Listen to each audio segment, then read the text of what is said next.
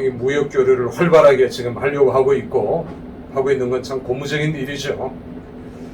이스라엘은 어마어마한 그 바닷물을 담수물로 바꾸는데 딱 틀면 우리 생수보다 더 맛이 있어요. 어마어마합니다. 그게 크기가, 사이즈가. 그 뭐 배 안에서 조그맣게 만드는 그런 게 아니라 이스라엘의 기술력은 참 탁월하죠. 대단합니다. 이 사람들은. 우리는 군대에서 저도 뭐 이제 그 국방부 시계는 거꾸로 간다. 시간 때우기 2년, 3년이라는 세월이 너무너무 아까운 시간이잖아요. 허비하는 시간이고. 근데 이 사람들은 그렇지 않아요. 참 얼마나 부러웠던지요. 자, 그래서 오늘날은 세계 제2위의 석유 매장량을 가지고 있다.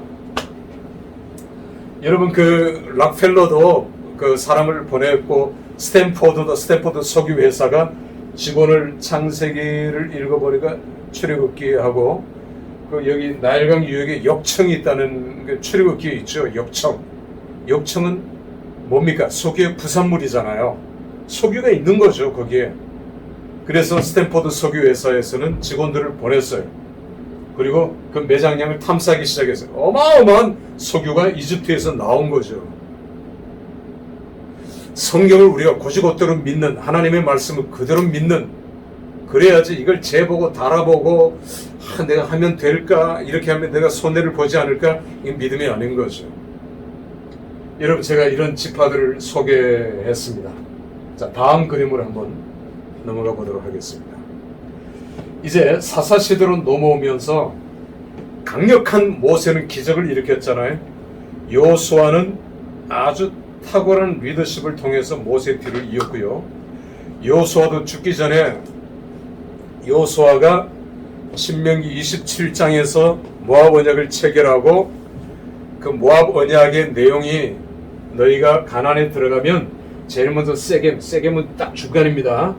세겜은 또 아브라함이 여기 최초로 단을 쌓은 곳이잖아요. 그러니까 세겜에 가서 언약을 체결하라. 미래 언약, 세겜 언약이죠. 그래서 이스라엘 백성들이 아까 그 아이성에서 실패한 이후에 세겜으로 갑니다. 세겜. 이게 여호수아서 8장에 나와요. 이 세겜에서 하나님과 언약을 체결합니다. 비무장으로. 이 가나안 족속들, 7족속들은 이놈들이 지금 뭐하는 짓인가? 저것들이 무슨 퍼포먼스를 하는가? 그런데 여호수아는 목숨 걸고 하는 겁니다. 이게 생명 걸고 하는 거예요. 그리고 다시 중부전쟁이 시작되죠. 중부전쟁이 시작될 때 기본 족속, 히위 족속이죠. 이 기본 사람들이 찾아왔어요.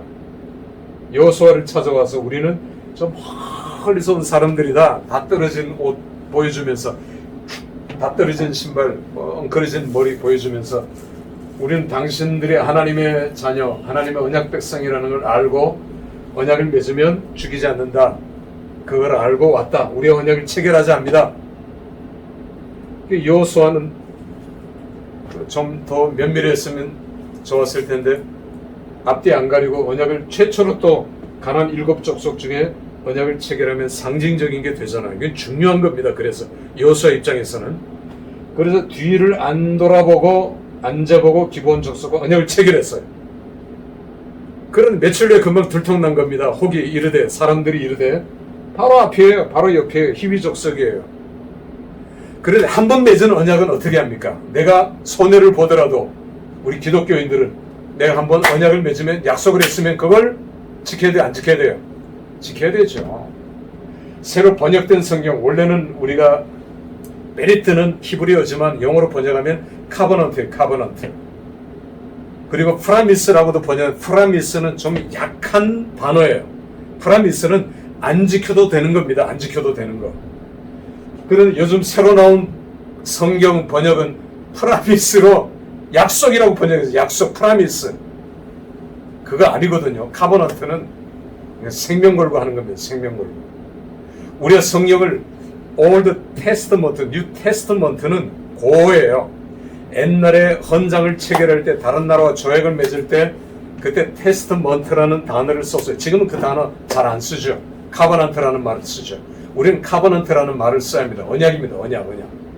결혼도 결혼식도 언약이죠. 언약식입니다. 이거 언약식. 약속 이 정도로 하나님의 언약을 평가절하하면 안 돼요. 새로 번역된 성경은 참 아쉬워요. 그런 면에서. 자, 그 기본 족속이 거짓 언약을 체결했지만 여호수아는 언약을 파기할 수 없어요. 하나님의 언약이 얼마나 귀한 걸 알기 때문에. 그런데 기본 족속이 언약을 맺었다는 걸 알고 가나안 7 족속들이 일제히 기본을 공격했어요. 이스라엘 공격하는 것보다 이놈이 이건 못쓸 놈이다. 안 되겠다. 이건 진짜 나쁜 놈이네. 배신자네. 하고 기본을 공격하자 이 소식을 듣고 여호수아는 밤새도록 구보합니다. 구보. 뛰어서 얼마나 이 산악지대인데 뛰어서 기본을 도와줍니다. 그때 하나님께서도 감동하셔서 야알론 골짜기에 태양아 멈춰라. 이렇게 해서 여호수아를 도와주죠. 여호수아가 기적을 일으킨 게 이게 처음일 겁니다.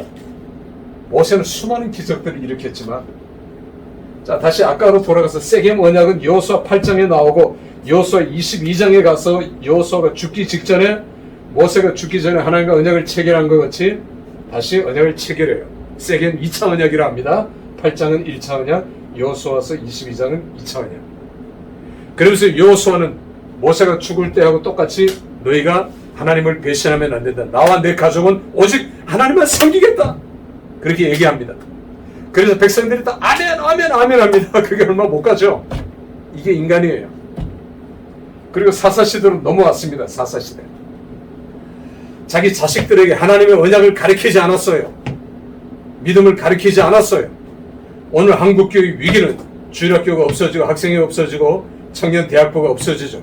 코로나 때문 천만의 말씀 만만의 콩떡이요. 우리가 교육시켜내도 너무 등한시했어요. 이거 회개해야 합니다. 이거 실패하면 유럽 기독교하고 똑같이 되는 거예요. 교회 다 없어져요. 큰 교회는 카페가 될 거예요. 심각합니다. 2세 교육, 자녀 교육. 우리 신학생들 중에도 젊은 사람들이 많이 들어와서 자기 자식들을 변화시킵니다. 그러니까 유대인들이 왜 교육이 철저한지 아십니까? 그거거든요. 자녀 교육이에요. 물론 회당을 그들이 보내기도 하지만 우리가 탈무드를 보면 이런 내용이 있어요.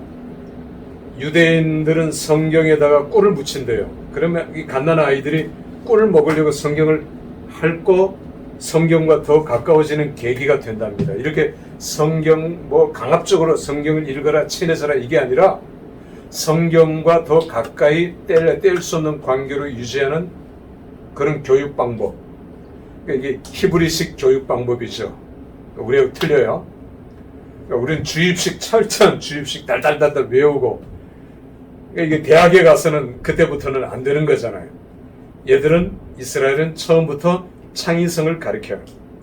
탈무드에 보면 이런 내용도 있어요. 지붕 위에 자기 아들을 올려놓고 아버지가 뛰어내려라 합니다. 그러면 이 아들이 약속하죠. 아빠 약속 날 받을 거지. 나 안 받으면 크게 다쳐. 큰일 나. 날 꼭 받아야 돼. 아빠가 야 내가 네 아비인데 내가 너 안 받으면 누가 받냐. 걱정하지 말고 눈 딱 감고 뛰어내려. 그럼 내가 널 받아줄게. 아이가 그걸 다시 또 약속하고 또 약속하고 하나님의 언약을 나타내는 거거든요. 뛰어내려요. 그런 아버지를 피해버려요. 이 아이가 다쳐요. 얼마나 울면서 아버지를 원망하겠습니까? 그런데 아버지가 그때 얘기합니다. 교훈을 줘요. 봐라. 세상에 믿을 놈은 아무도 없다. 네 애비도 나도 믿어서는 안 돼. 넌 하나님만 믿어야 돼. 탈무드에 나오는 한 내용이지만 우리에게 시사하는 바가 크죠. 우리가 믿을 건 하나님밖에 없죠. 자, 이제 2세 교육에 실패한 이스라엘은 점점 약해져요. 첫 번째 사사는 유다 지파, 장자 지파니까 당연히 여기서 세우는데 갈렙의 조카 온니엘을 세웁니다. 온니엘. 그 다음에 두 번째 사사가 에웃이죠. 에웃. 여기 나와 있지 않지만 왼손잡이. 왼손잡이는 장애인으로 여겼어요. 우리나라도 그렇죠. 근데 그거 아니거든요. 그러니까 에웃이, 그러니까 제사장은 흠과 티가 없는 사람, 왼손잡이는 제사장이 못 됐어요. 흠이 있다 해가지고. 에웃은 왼손잡이, 성경은 그걸 강조하는데 왼손잡이라는 말은 장애라는 말이에요. 장애. 그는 에웃이 적을 무찔렀잖아요. 자, 그럼 이제 밑에서부터 우리 볼까요? 입산. 그 다음에 삼손. 우리가 알듯이 삼손은 하나님을 거역하고 불순종했죠. 참 안타깝죠. 마지막엔 회개하고 죽어간 삼손의 모습을 볼 수 있습니다. 압돈, 돌라, 기드온, 나무꾼 기드온. 왜 사사들을 보면 공통적인 게 이따 깡패 출신이잖아요. 조폭. 그러니까 점점 처음에 여호수아는 12지파들을 통해서 12지파 공동체를 생각해낸 거예요. 그리고 한 지파씩 돌아가면서 사사가 나오면 이게 공동의 리더십을 가지고 나라가 강해질 거라고 생각을 했죠. 그런데 정반대예요. 약해졌어요. 더 약해지고. 적이 쳐들어오면, 에브라임 지파에 쳐들어오면 옆에서 도와줘야 되는데 안 도와줘요. 그러다 뭐 군대가 필요했네 해서 군대 조직도 없어져 버렸어요. 그래서 이따 깡패 조직한테 장로들이 가서 부탁한 겁니다. 모압 전쟁이 쳐들어왔는데 너희들이 가서 싸워달라. 제발 우리의 지도자가 되달라. 우리의 사사가 되달라. 이렇게까지 나라가 이 지경이 된 거예요. 군대 조직이 없어질 정도로. 나중에 삼가는 혼자 싸웠어요. 군대가 없으니까. 그것도 무기도 없으니까 소음 오는 짝대기. 블레셋은 쇠를 잘 다룹니다. 대장간이 있어. 대장간. 이스라엘은 대장간이 없어요. 그래서 우리가 나중에 보면 사울의 부관 병기된 자, 칼 찬 사람은 부관 하나밖에 없어요. 다른 사람은 칼이 없다는 얘기예요. 대장간이 없으니까 블레셋에서 수입을 해오고 뭐 이렇게 무역을 통해서 얻었는데 블레셋이 그거 안 주잖아요. 그 블레셋은 강했어요. 그러니까 블레셋을 못 물리친 겁니다. 여기는 못 물리친 거예요.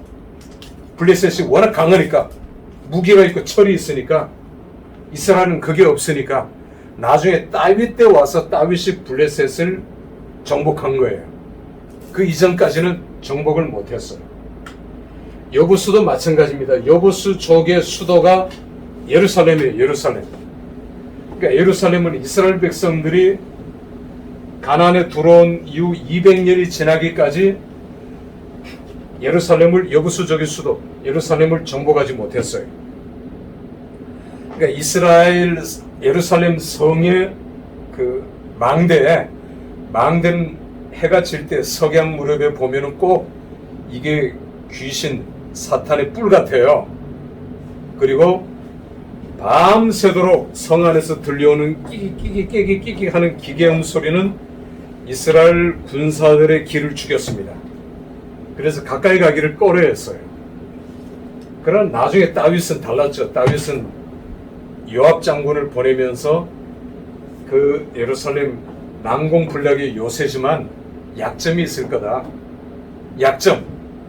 요압이 그 약점을 찾기 시작했어요. 드디어 약점을 찾았죠. 배수구입니다. 배수구.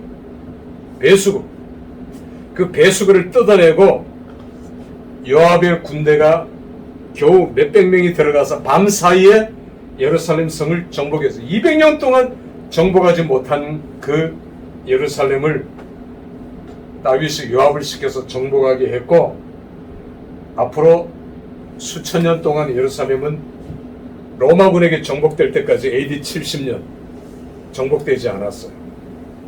거의입니다. 거의.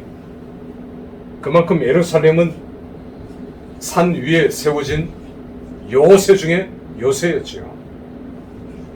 여부수족의 수도였고 가장 호전적인 여부수족의 수도 예루살렘을 정복한 거예요. 그러나 그 이전까지 이들은 질이 멸멸했고 기드온도 나무꾼이었지 않습니까? 몰래 불 속에서 곡식을 까고 있던 기드온에게 하나님께서 콜링하신 것이죠. 그리고 기드온은 위대한 민족의 지도자가 됩니다. 그러나 말년이 타락했죠. 다음 장면으로 우리 넘어가서 살펴보도록 하겠습니다. 자, 삼손. 여러분이 알듯이 그 다음 그림. 삼손은 하나님의 언약을 계속 파기하고 블레셋 사람들, 특히 들릴라에게 이제 꼬임을 당한 거죠. 결국 아스도 출신인 들릴라에게 삼손은 무너집니다. 자, 이 장면. 그리고 그 다음 살펴보죠. 자, 블레셋은 아직도 점점 강하고요. 이스라엘은 마지막 사사, 그 엘리입니다. 엘리. 늙은 엘리. 두 아들 홈니와 비나스도 제사장이에요. 수도는 실로입니다. 실로. 이 실로는 왕의 대로 옆에 족장길이에요. 족장들이 늘 왔다 갔다 해서 족장길로 불리워지는 실로가 수도입니다. 200년 동안 실로가 수도였어요. 이스라엘 백성들이 광야에서 가지고 나온 성막을 실로에다가 그대로 만든 겁니다. 그리고 백성들이 다 실로에 와서 예배를 드려요. 그러니까 실로는 이스라엘 백성들의 영적인 수도예요. 영적인 중심지구예요. 그러니까 수도인 실로에서 엘리는 홈리와 비느하스가 주장한 대로 언약궤를 맨 앞에다 메고 하나님이 우리를 지키신다. 행동은 그렇게 하지 거꾸로 했는데 말로만 하나님 보실 때 가증스러운 거죠. 홈리와 비느하스는 요즘도 우리가 이런 거에 쏘으면 안 돼요. 무조건 하나님의 이름으로 이거 아니거든요. 우리가 어떤 행동의 액션이 뒤따르지 않은 말이 앞서는 걸 위험해요. 항상. 또 그런 지도자는 올바른 지도자가 아닙니다. 그래서 이스라엘 군은 이 아벡에서 블레셋 군과 전투를 벌입니다. 그런데 이스라엘 군이 패퇴했어요. 졌어요. 두 번째는 더 많은 군대를 보내요. 2만이 이 아벡 전투에서 전멸합니다. 전멸. 다 죽어요. 그러니까 결과적으로는 우리가 이면을 살펴보면 무기가 없는 거죠. 블레셋은 무기가 다 있었고요. 화살, 칼, 창. 이스라엘 백성들은 무기가 없었어요. 그러니 2만 명이 다 사륙을 당하죠. 더 중요한 것은 하나님께서 내버려 두시고 방임하시고 치신 거예요. 자, 이 블레셋들은 이제 성경에는 없지만 우리가 유추 해석할 수 있어요. 실로까지 와서 불태워버립니다. 하나님의 성소가 불탔다? 하나님의 성막이 불탔다? 이게 심각한 거죠. 에레미야서에서도 그 장면이 나옵니다. 이건 정말 심각한 거예요. 실로는 불타고 언약궤는 뺏기고요. 블레셋진에게. 이 블레셋들은 실로에서부터 이제 족장길을 해서 베들레헴까지 뺐어요. 베들레헴까지. 다 뺏겼다는 거죠. 다 뺏겼다는 겁니다. 이 지역이, 중부 지역이 블레셋의 손아귀에 넘어갔어요. 자, 언약궤를 뺏은 블레셋은 그 5개 수도를 계속해서 옮겨 다니지 않습니까? 하나님께서 계속 다곤 신의 팔다리 자르고 독종을 일어나게 하고, 그래서 블레셋지는 할 수 없이 베세메스의 암소 베세메스로 언약궤를 이 정도 되죠. 보냅니다. 그래서 제사장의 집에 이걸 20년 동안 언약궤가 안치되어 있어요. 그러니까 사람들의 기억에서 잊어져 버립니다. 그런데 그 언약궤를 기억해낸 사람이 다윗이잖아요. 다윗. 기랏 여아림입니다. 히브리 족속의 수도죠.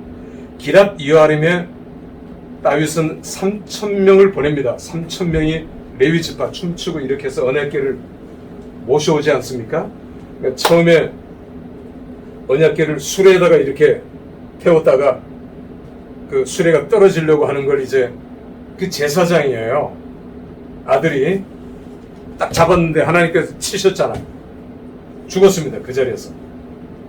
그래서 다윗이 그 소식을 듣고 재빨리 달려왔어요. 제사장들 데리고. 그러니까 언약궤는 어깨에 매는 거죠. 어깨에 매는 거지 수레에 그렇게 하는 거 아닙니다. 인간의 편리성입니다. 우리가 예수를 믿고 신앙생활할 때 교회도 자꾸만 편리하게 하잖아요. 편리하게. 요즘 교회 안에도 강아지들 이렇게 돌보는 데도 있어요. 분당에 가면은. 저희는 분당에 가면은. 그리고 카페, 교회 안에 카페 뭐 이런 거는 뭐 두말할 것도 없지만 교회 안에 볼링장이 있는 교회도 있고요. 자꾸만 편리성, 어떻게 하면 우리가 더 편하게, 더 좋게 그렇게 예배를 드릴 수 있는가? 자꾸만 인간이 그런 인본주의 편리성을 따르게 돼요. 예배는 좀 불편하게 드려야 됩니다. 좀 힘들게, 좀 어렵게. 그래야 그게 예배지. 편하게 드리는 예배가 아니지 않습니까? 오늘날은 좌석도 편하게. 그러니까 예배도 이제 우리가 그렇게 오해를 하면 안 되겠지만, 뭐 1부, 2부, 3부 나누는 것이 교인들 편리하게 토요일날 예배 드리는 데도 있어요. 주일날 직장 다니니까. 이건 아니죠.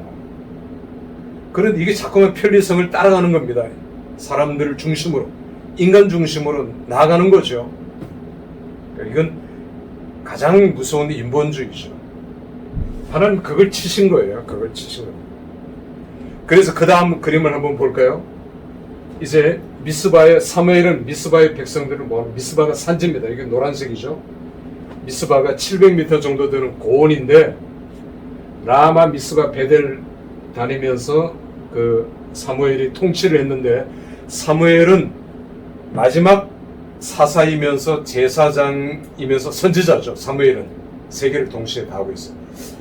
우리가 그 사사, 저지라고 영어로 그렇게 되어 있잖아요. 사사. 그런데 사사는 행정권은 있죠. 행정권은 있지만, 그러나 또 왕같이 강력한 권세도 있었고, 또 어떤 사사는 전혀 힘을 못 썼잖아요. 근데 백성들은 그걸 보고 다른 나라들을 보니까 다 왕이에요. 강력한 왕입니다. 절대 군주, 1인 독재. 그걸 원했어요. 그러니까 우리나라가 12지파에 12지파 공동체 실패했으니까 왕을 세웁시다. 왕을 주시오. 해서 사무엘에게 왕을 원했지요. 그래서 누구를 세웠나요? 사울을 세웠잖아요. 사울. 그래서 이게 실패죠. 역시 인본주의죠.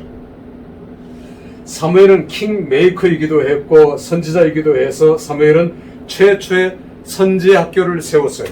신학교를 세웠단 말입니다. 그리고 많은 선지생도를 배출해서 이 선지생도들이 사울 다윗을 가면서 이제 나라가 믿음에 굳게 세울 수 있는 기초를 만든 사람이 사무엘이에요. 사무엘. 샤무, 들었다. 하나님의 음성을 들었다. 그 이름대로 사무엘은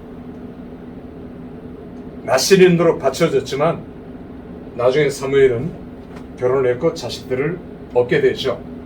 자, 이렇게 실로가 불타고 뺏겨버린 베들레헴, 다윗이 나중에 얘기입니다.